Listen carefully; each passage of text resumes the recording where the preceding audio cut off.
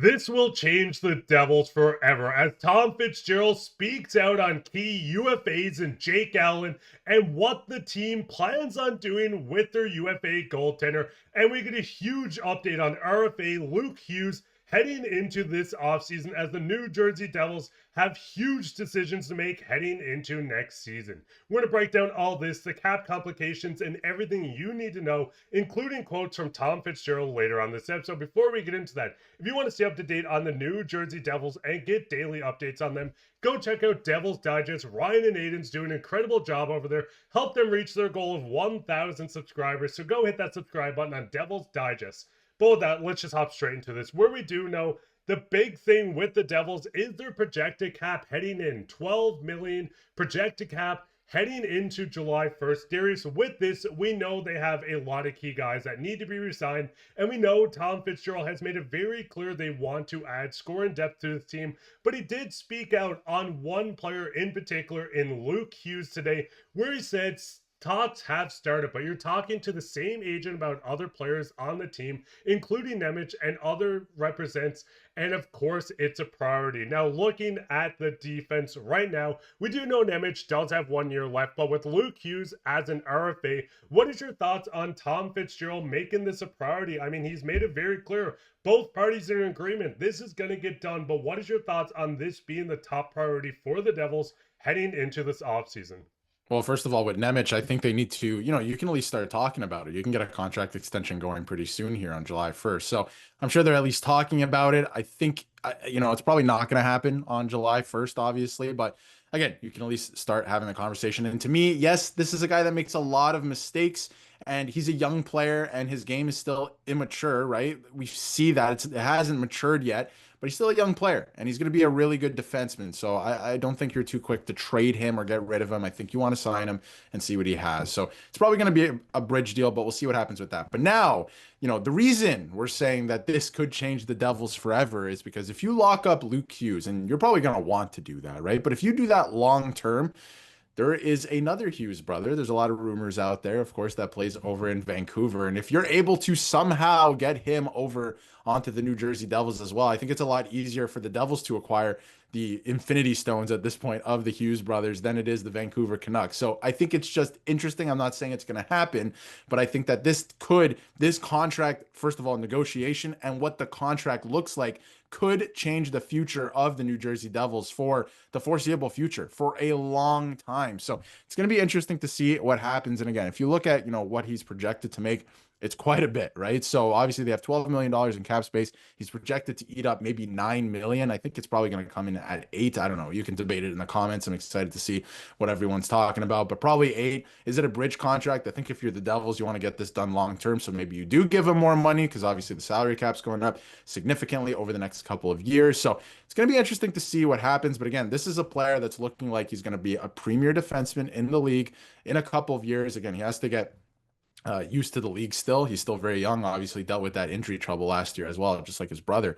But, if all the Hughes end up in New Jersey, this could be the first little piece of putting that puzzle together. And I mean, the big thing is, listen, you're locking up two guys. If you can get a Nemec extension, if you can get Luke Hughes signed, which it does seem likely, as we've seen Tom said, that it's going to get done. Both parties agree on this. If you do extend him, he eats about 8 million, sorry about that, of the cap. You're left with 4 million. We're going to touch on the implications of this and more later on. But the big thing is you would have that decor locked up for the next 2 seasons. Nemec would be extended past next year. So we'd see Luke Hughes signed for 3+ years. This would be a team that has their defense solidified. They know what they're running with. And that does kind of lead to, once you start making your options on defense, you need to figure out your goaltending. But before we get into that, what are your guys' thoughts? What would you give Luke Hughes? Would you be fine with giving what Scotia Stats has at 8.7 on a 6-year deal? Would you like longer, shorter, a bridge deal? Go down and leave a comment down below. But going straight into the Jake Allen stuff, we did get another quote from Tom Fitzgerald on their goaltending. And he says, as far as goaltenders, Jake Allen is one of the better ones on the market. His camp tells me he would like to stay. He really enjoyed his time here. We're trying to figure out what the best number is and does it work for us. Now, Darius, once again, what is your thoughts on if you go out and spend, say, 3.5 or 3 million on Jake Allen, you spend 8 on Luke Hughes? This is majority of your cap going in. What is your thoughts on the goaltending and the defenseman if you spend this much? Yeah, so obviously, you got guys like Tatar coming off the books. You have a lot of salary cap space, right? You have 12 million. That's a healthy amount. But obviously, Luke Hughes is going to eat up a lot of that. And when you look at the goaltending, you have Markstrom, right? And that's great. But you want to shore up the backup goaltending too, because heading into the playoffs, you never know what happens. Goaltenders got hurt in this year's playoffs. Some goaltenders weren't playing great and the backups took over, right? So you want to make sure your backup goaltending is good. And obviously, on his current contract that has just expired, he's making almost $4 million. He's making $3.8 million. And Scotia Stats, as you just brought up as well, has him projected at actually taking a pay cut at 3.6. The most probable outcome would be $3.6 million. So again, like you mentioned, if you can get him at 3.5, so taking a little bit less, but still roughly the same cap hit, I think you make that happen. Jake Allen is one of the, at least to me, one of the best backup goaltenders in the entire league. He was a stopgap goaltender for the Montreal Canadiens through their rebuild. I think he's great. And, he brings that veteran presence, obviously, that he has the last couple of years. And you can rely upon him, like, not to be a starter, right? We're not talking about that. Obviously, you have a starter here in New Jersey. But if you can solidify the backup position, you don't have to worry about your goaltending at all. Heading into next season with everyone being healthy, presumably being healthy, the Devils can really make some noise. Obviously, they lost in the first round this year,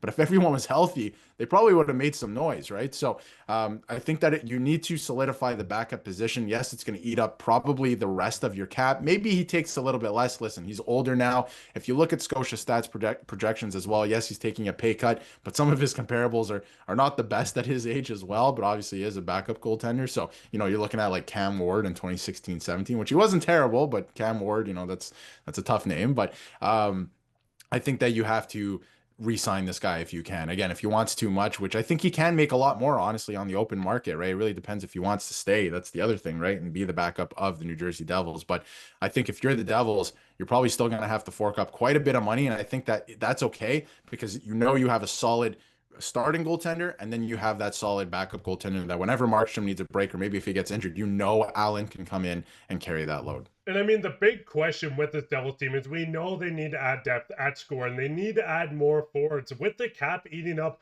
would you be upset with bringing Nico Daws in as the backup goaltender signed on his 1-year contract? Well, 1 year left on this, under 900K. Daws was phenomenal when looking at his stats. I mean, in 6 games with the Devils this year, a .939 save percentage. We've seen him play outstanding in the AHL, the OHL. What is your thoughts on possibility of this management group looking and say, hey, we don't want to spend this $3.5+ million on Jake Allen. We have a guy that's waiting to get in. He's fighting to get into this position. Would you feel comfortable with Dawes coming in and taking over Jake Allen's role if that means you can spend that extra money on a forward to add to this team? I think that's something that, they're going to have to discuss because when you're looking at Jake Allen, again, in my opinion, you try to keep him. He's a veteran guy. You know exactly what you're going to get with him. I can't say the same for Nico Daws, who has been great in the OHL, like we alluded to. He's won a championship there in 2019 with the Guelph Storm. And obviously, he's been a really good AHL goaltender. Even that 1 year he had a .904, like that is fine, but he hasn't really shown or proved it at the NHL level. So do you want a question mark back there in the backup goaltending position, or do you want to spend some of the salary and make sure, you're good at the goaltender position? That's the real question for fans and management, of course. It's something that, you can at least consider. And again, if you're like, hey, Nico Daws, we think that maybe he can do the job, right?